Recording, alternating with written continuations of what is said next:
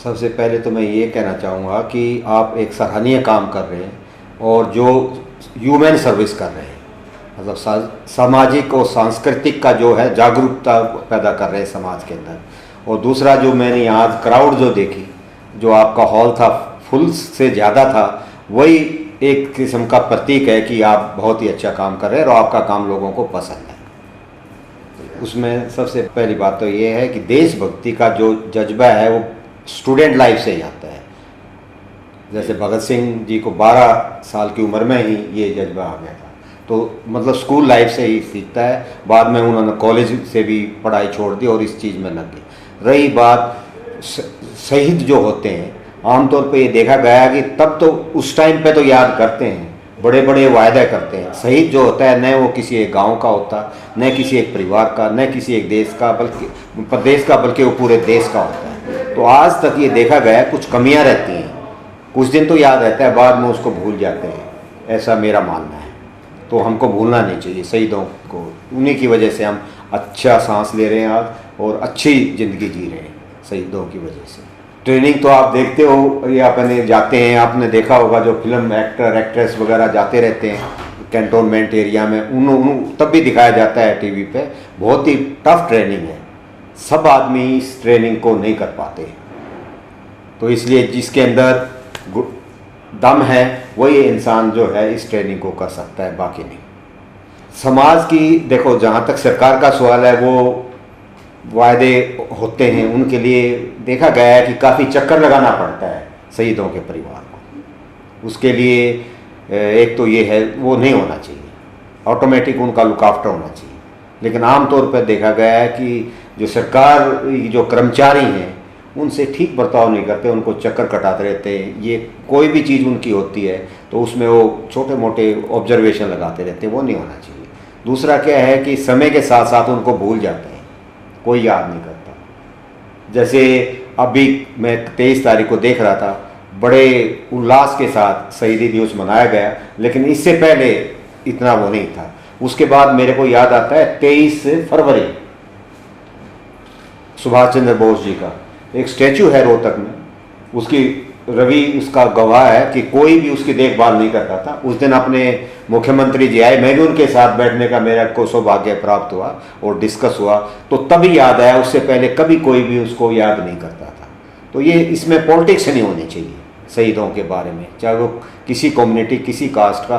फौज में तो ना तो कोई धर्म, सभी धर्म उनके धर्म है, न कोई कास्ट पे विश्वास करता है। तो इसलिए मेरा ये मानना है कि हमेशा उनको याद रखना चाहिए। उससे क्या होता है कि जो अपनी यंग जनरेशन है वो मोटिवेट होती है देशभक्ति के लिए, और देश प्रेम होना बहुत ज़रूरी है। समाज का रवैया जो है रवि जी, जो समाज का रवैया भी ठीक नहीं है। आमतौर पे देखा गया है जब वीर नारियां जो होती हैं उनकी ज़मीन को कब्जा करने की बात आती है कभी, और पूरी सहायता उनके पास नहीं पहुंच पाती, ऐसा देखने में। क्योंकि ज़्यादातर जो वीर नारियां हैं वो इतनी पढ़ी लिखी नहीं होती और उनको अपने इंटाइटलमेंट, उसका क्या इंटाइटलमेंट है उसकी पूरी जानकारी नहीं होती। तो उनको कुछ लोग बीच में बहका भी देते हैं कुछ थोड़ा सा, तो वो नहीं होना चाहिए। इसके लिए एक हमारी ये सोच है कि एक यंत्र बनना चाहिए डाउन टू विलेज, घर तक, जैसे ऐसे हैं उनके रिकॉर्ड अवेलेबल हो और वो जाएं। उसके लिए हम अभी माननीय मुख्यमंत्री जी से मेरा थोड़ा सा संगठन से जुड़ा हूँ, तो उसके बारे में भी बात की है। तो आगे इसमें ये ठीक हो जाएगा। समाज का भी है वो रुझान बढ़ेगा कि वो वीरों को, शहीद हुए लोगों के परिवार का देखभाल करे, उनके बच्चों का देखभाल करे और उनके बच्चों का अच्छे स्कूल में एडमिशन मिले, ये ज़रूरी है।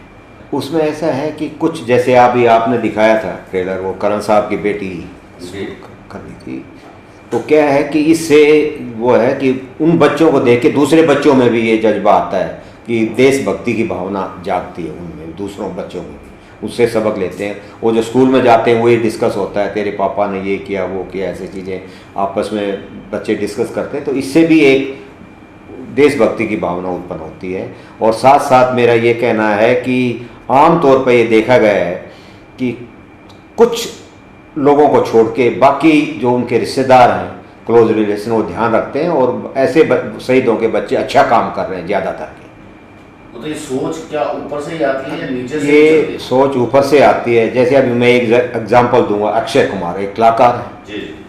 उन्होंने बहुत अच्छी शुरुआत की। इसी तरह मेरे को एक नाम याद नहीं आ रहा, उन्होंने भी 9-9 लाख रुपए दिए हैं, मैं नाम भूल रहा हूँ अक्षय उनका। कुमार ने ही दिया है ना, अक्षय कुमार ने तो दिए, उसके अलावा एक लेडी है, कोई फीमेल कलाकार है, उसने भी दिए हैं, या तो स्पोर्ट्स के है, उसका नाम मेरे को अभी याद नहीं आ रहा, उसने 9-9 लाख रुपए दिए हैं, उन्होंने दिए हैं। और इसी तरह कुछ और भी हैं, कुछ चुनिंदे लोग हैं जो कि ऐसा काम करते हैं। नाना पाटेकर जी जैसे जो है हाँ, मैं किसानों के चुनिंदे, लिए हाँ किसानों के लिए हाँ बहुत संघर्ष कर रहे हैं संघर्ष, महाराष्ट्र हाँ, में। बिल्कुल वहाँ के किसान खुदकुशी कर रहे हैं। बिल्कुल। और उन्होंने, मैं जब बॉम्बे था तो मैंने खुद देखा, बहुत छोटे से फ्लैट में वो रहते हैं, बहुत छोटी सी गाड़ी में रहते हैं।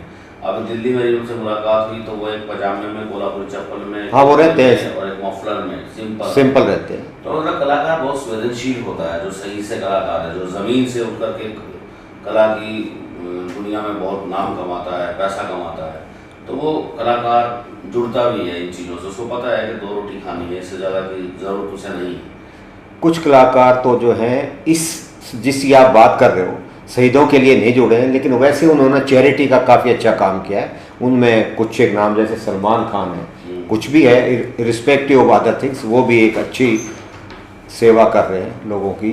इसी तरह काफ़ी और हैं कलाकार। कलाकार तो बहुत ही, कला के साथ साथ साथ वो आर्थिक मदद भी कर रहे हैं काफ़ी कलाकार। जहाँ तक नेता की बात है, नेता लोगों को इस चीज़ में ज़्यादा आगे आना चाहिए, वो थोड़ा सा इतना सराहनीय काम नहीं कर रहे हैं इस चीज़ के बाद। मैं भी आपका बहुत ही शुक्रगुजार हूँ कि आपने मेरे को यहाँ पे आने का मौका दिया। ये बहुत ही, और जो आप लोग काम कर रहे हैं बहुत ही सराहनीय है, और मैं भगवान से प्रार्थना करता हूँ कि आप आगे आगे बढ़ते जाएं, and you are doing a wonderful job. Best of luck.